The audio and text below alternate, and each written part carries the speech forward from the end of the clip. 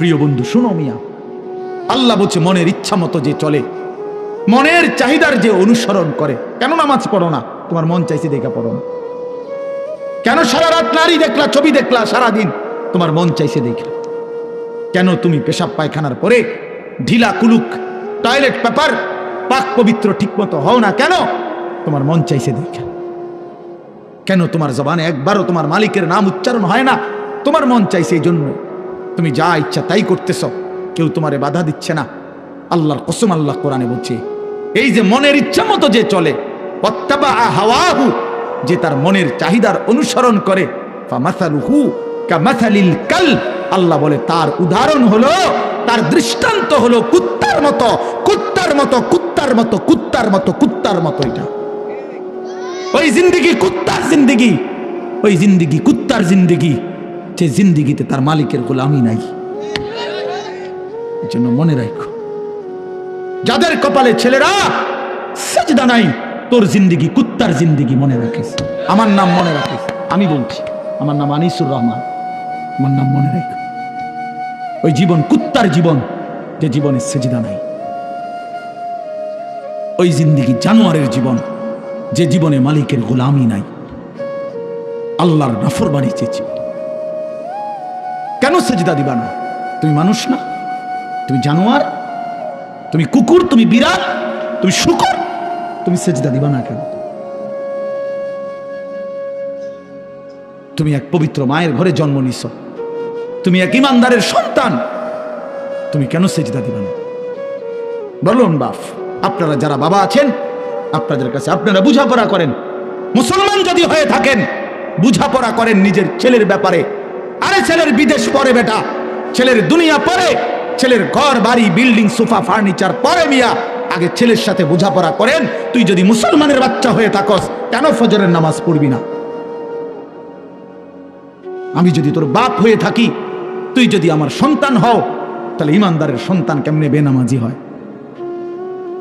ইমানদারের মেয়ে কেমনে বেপর্দা হয়? ইমানদারের স্ত্রী কেমনে বেপর্দা হয়? ইমানদারের সন্তান কেন 24 ঘন্টা আল্লাহর নাফরমানি করবে? আপনি তারে আল্লাহ চিনাইতে পারলেন না, জীবনে কি চিনাইলেন? আপনি তাকে বানানে ওয়ালা চিনাইতে পারলেন না। আহা বন্ধু, করলেনটা কি? আহারে বাপ, কি করলেন আপনি? কার জন্য সোফা বানাইলেন? কার জন্য খাট বানাইলেন? আপনার বানানো খাটে আপনার অসভ্য সন্তান সারা রাত উলঙ্গ ছবি দেখে। আপনার বানানো সোফাতে বসে আপনার স্ত্রী ছেলে মেয়ে রঙিন সিনেমায় নর্তকীর নাচ দেখে, টেলিভিশনে বসে বসে। সফলতা এটা? এটা সফলতা? এটা কামিয়াবি আপনার? এটা কামিয়াবি? তো কি বুঝাইতে চাইলেন? এর দুর্বিবেক নাই বাবার? এতটুকু বিবেক হবে না? কোরআন শরীফে আছে সূরা হুদের মধ্যে, নূহ আলাইহিস সালাম ওনার বেঈমান সন্তানের জন্য যখন ডুবে যাচ্ছিল, দোয়া করছিল, ইন্না ইবনি মিন আহলি, এই শব্দটা বলছিল নূহ নবী। আল্লাহ, ওই যে ছেলেটা ডুবে যাচ্ছে, এটা আমার পরিবার, আমার বংশধর, আমার সন্তান। এই কদ্দুর কথা শুধু কইছে, এর দূরে শুধু কইছে, আর কিচ্ছু বলে না যে আল্লাহ তারে মাফ করে দেন, তারে মুক্তি দিয়া দেন, তারে ডুবানির থেকে বাঁচায় দেন, কিচ্ছু কয় না। এই কথা এখানে শুধু কইছে, আল্লাহ ওই যে ছেলেটা আমার পরিবার, আমার সন্তান। মানে মনের আবেগে আর কিছু কইতেছে না। কোরআন শরীফে আছে আল্লাহ তাআলা কোরআনের আয়াত নাজিল করছে, আল্লাহ ওয়াহি নাজিল করছে, ইয়া নূহ, হে নূহ, ইন্নাহু লাইসা মিন আহলিক, সাবধান, এটা তোমার সন্তান না। সরাসরি কোরআন শরীফ, এটা তোমার সন্তান নয়। ইন্নাহু আমালুন গায়রু সালিহ, এটা বেআমল, গায়রু সালেহ। আমলে সালেহকে কি বলে? নেক আমল বলে। তাহলে আমলে গায়রে সালেহ এটাকে কি বলে? বদ আমল। এটা আপনারা বুঝছেন না কথা? এটা সহজ কথা। আল্লাহ বলছে ও বদ আমল, ও নাফরমান, অতএব আপনার সন্তান না। এজন্য আমি পরিষ্কার ছেলেদেরকে বলি, বাবা তোরা যারা বেনামাজি, তুই মুসলমানের সন্তান না। মনে রাখিস বেটা, তুই লাওয়ারিস, তুই বেওয়ারিস, তোর কোনো মা নাই, তোর কোনো বাবা নাই, তোর কোনো পিতৃ পরিচয় নাই। মোবাইলের ওই নর্তকী তোর পরিচয়, মোবাইলের ওই উলঙ্গ নারী তোর পরিচয় হইতে পারে না। তুই কোনো মুসলমানের বাচ্চা না। ইমানদারের সন্তান নাফরমান হয় না। মনে রাখো, দেখো নারী, দেখো আরো দেখো, 16 বছর বয়সেই এত নারী দেখে ফেললা, 18 বছর বয়সেই এত উলঙ্গ ছবি দেখে ফেললা, বাকি জিন্দিগি কি করবা? বাকি জীবনটা কি করবা? সব তো দেখেই লাইলা, সব তো দেখেই ফেললা, পৃথিবী তো ভোগে করে ফেললা, এবার জাহান্নামে ফেলানো ছাড়া আর বাকি কি? সব তো দেখেই লাইলা।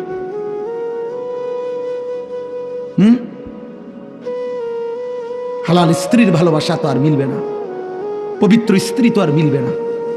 আল্লাহ কোরআনে ওয়াদা দিছে, যেই পুরুষ খবিস, অসৎ চরিত্রের, আল্লাহর ওয়াদা তার স্ত্রীও মিলবে খবিস। কি আয়াত? আল খাবিসাতু লিল খাবিসিন ওয়াল খাবিসুনা লিল খাবিসাত। সরাসরি কোরআন শরীফের আয়াত। বন্ধু মনে রাখো, আমি ডেইলি বলি, রাস্তার বেডি আর মোবাইলের বেডি আর বাস্তবতার বিবি এক কথা না। রাস্তার নারী 2 নম্বর হইলে তোমার সমস্যা নাই, মোবাইলের নর্তকী 3 নম্বর হইলেও তোমার সমস্যা নাই। তোমার বউ যদি 2 নম্বর হয়, চরিত্রহীন হয়, তুমি বুঝবা দুনিয়া কারে বলে। তোমার হায়াতই তখন হয়ে যাবে জাহান্নামের টুকরা। এজন্য প্রিয় সন্তান মনে রাখো, এত অল্প বয়সে এত নষ্ট হইও না, এত কম বয়সে এত চরিত্রহীন হইও না, এত চালাক ভাইব না নিজেরে, এত চালাক ভাইব না, এত বুদ্ধিমান মনে করো না। তোমরা তোমরা অনেক চালাক মনে করতেছো নিজেরে। কেন? বাপে কিছু কয় না, মায়ে কিছু বলে না। আহা, আমি আজকেও বলছি সাদ ভাই, আমার জীবনের সবচেয়ে আশ্চর্য লাগে, আহারে একটা ছেলের 18 বছর বয়স, এক ওয়াক্ত নামাজ পড়ে না, সারাদিন মোবাইল, চুলের বাহার, সারাদিন বন্ধুদের আড্ডায় শেষ। একটা মা, আপন মা, বাপ, আত্মীয় স্বজন, পাড়া পড়শি, কেউ তারে কদ্দুর ডাকে না। কিরে বাবা, একটা ছেলে ভাইবো ভাইয়া, তোমারে শুধু বলি, তুমি একটাবার ইনসাফের সাথে ভেবে দেখো, তুমি প্রতিনিয়ত গুনাহ আর অশ্লীলতার মধ্যে ডুবে যাচ্ছ, কিন্তু কেউ তোমারে কদ্দুর ডাকেও না। কিরে বাবা, তুই এরম করস কা? আরে তোর কি আল্লাহ নাই, আখেরাত নাই? তোর কি বাবা কবর নাই? কেউ তারে কদ্দুর মনে করায় না। এমন অভিশপ্ত হইলো কেন? ইনসাফ কি মানে? ওরে কেউ ডাকে না কা? আপন মাও আপন সন্তানকে ডাকে না, বাবাও ডাকতেছে না, কেউ তারে ফিরাচ্ছে না। তোমারে সবাই ছেড়ে দিছে কেন বাবা? এর মূল কারণ মনে রাখেন, ছেলেরা, বাপ মনে রাখো, যার উপরে আল্লাহর লানত পড়ে, খোদার লানত, তারে গোটা সৃষ্টি ঘৃণা করে। তোমারে আর কেউ পছন্দ করে না, এজন্য কেউ তোমারে আর ডাকে না। যদি আমার ছোট ভাই হয়, আমি যদি তার অন্যায়ের কারণে ডাইকা আনে থাপ্পড় দেই, মারি, শাসন করি, এটা তার জন্য কল্যাণ, কারণ আমি তারে ফিরাই আনলাম। আরেক হইলো আমি তার সাথে এতটা রাগ করলাম, যা তোর যেটা মনে কর তুই এটা কর, ফিসা দিয়া ফির তোর কপালে তুই যা, আমি তোরে কোনোদিন ডাকবো না, বলবো না, ছুঁইবো না, যা মন চাই তুই যা কর। তো বাহ্যিক দৃষ্টিতে তো মনে হবে তারে মারি নাই, থাপ্পড় দেই নাই, কিন্তু তার তো অনন্তকালটা শেষ, তার ভবিষ্যৎটা শেষ, তার লাইফটা তো শেষ।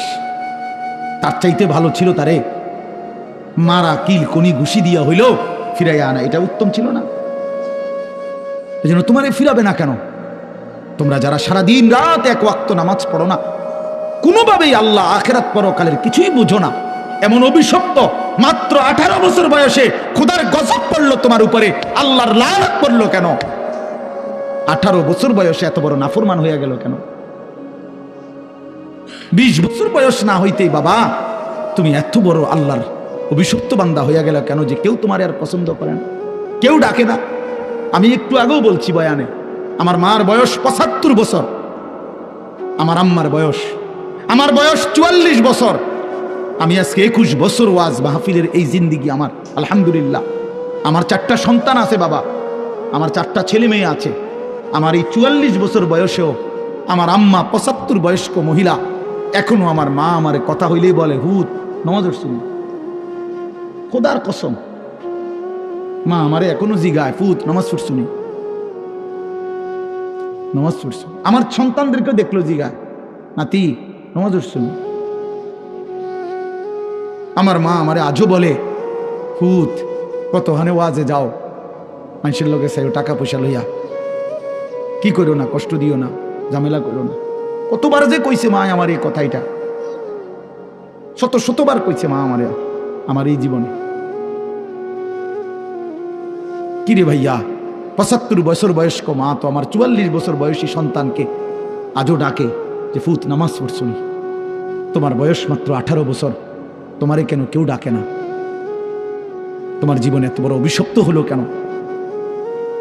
নুয়াল্লিহি মা তাওয়াল্লা ওয়া নুসলিহি জাহান্নাম ওয়া সাআত মাসীরা।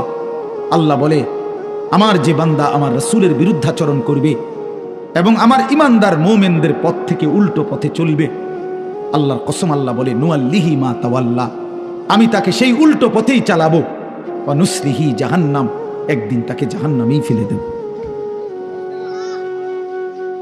একদিন তাকে জাহান্নামেই ফেলে দেব। ওয়ালা তাকুনু কাল্লাযীনা নাসুল্লাহ ফাআনসাহুম আনফুসাহুম। রব্বুল আলামিন বলেন, ঈমানদার, আমি আল্লাহকে এতটা ভুলে যেও না।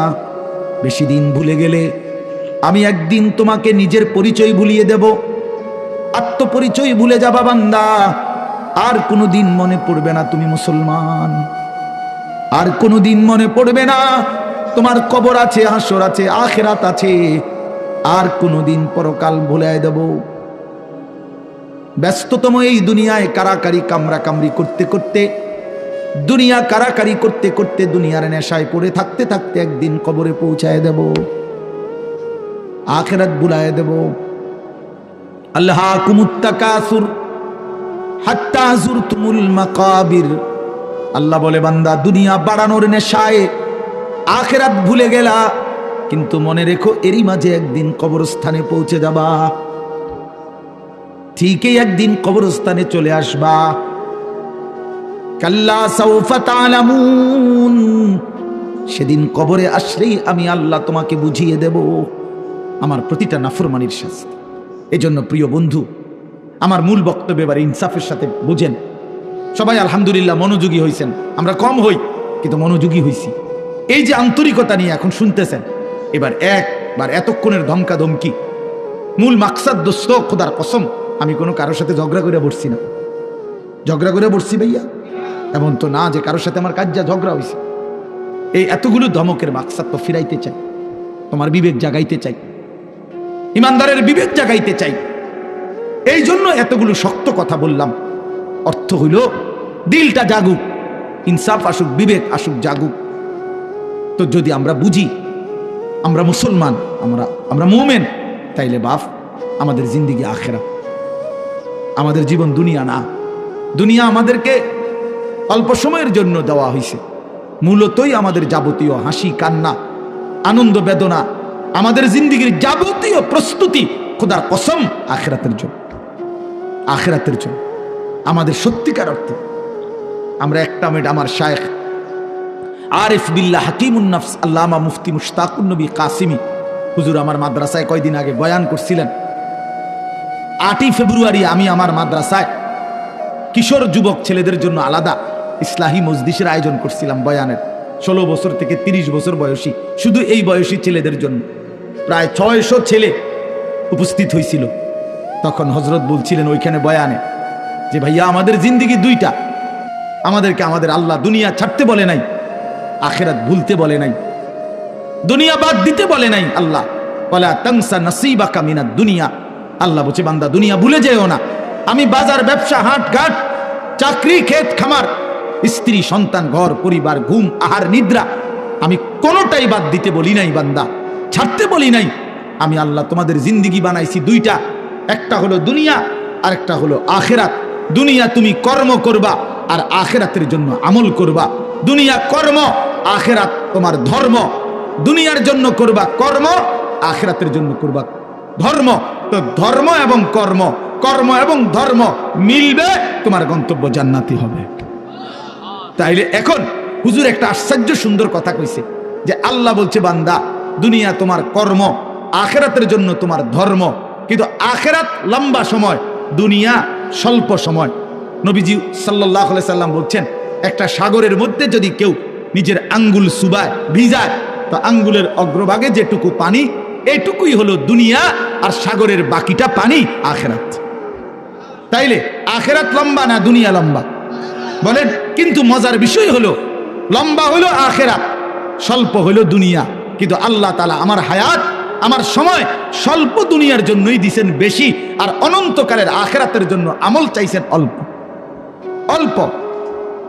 সকাল 6টা বাজে 4 রাকাত ফজরের নামাজ, তাহলে 10 মিনিটের বিষয়। আবার দুপুর 1:30টা বাজে 10 রাকাত জোহরের নামাজ, 20 মিনিটের সময়। তাইলে ধরে নিলাম সকাল 6টার পরে 7টা, 8টা, 9টা, 10টা, 11টা, 12টা, 1টা, প্রায় 7.5 ঘন্টা পরে আবার 20 মিনিট। তাহলে সকালের 10 মিনিট আর দুপুরের 20 মিনিট, এই হলো 30 মিনিট মনে করেন আখেরাতের জন্য, আর 7.5 ঘন্টা আমার দুনিয়ার কর্মের জন্য। তাহলে স্বল্প সময়ের দুনিয়ার জন্য আমারে সুযোগ দিলেন বেশি, অনন্তকালের আখেরাতের জন্য আমলের জন্য চাইলেন আমার কাছে অল্প সময়। এটাও আল্লাহর জন্য আমরা দেব না? এটা ইনসাফ হইল? এটা বিবেকের দাবি হইল ভাইয়া? অতএব আমি অনুরোধ করছি, মেহেরবানি করে আমরা ভাবতে শিখি। আরে এই বাচ্চা লাগাই দিলেন কেন আপনারা, আবার নামাই দিলেন কেন?